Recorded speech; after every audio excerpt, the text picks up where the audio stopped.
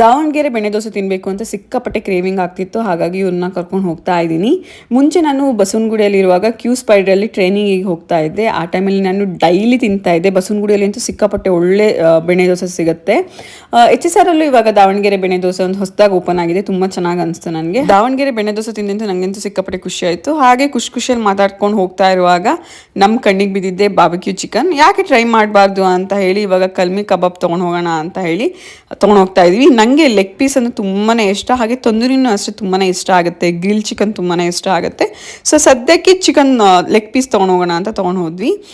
ಹಾಗೆ first CRY ಕೂಡ ನೋಡಿದ್ವಿ. ಮಿನಿಗೆ ಒಂದು ಸ್ವಲ್ಪ ಡ್ರೆಸ್ಸು ಶೂಸ್ ಏನಾದ್ರು ತೊಗೊಂಡು ಹೋಗೋಣ ಅಂತ ಹೇಳಿ ಇವಾಗ ಶಾಪಿಂಗಿಗೆ ಬಂದಿದ್ದೀವಿ.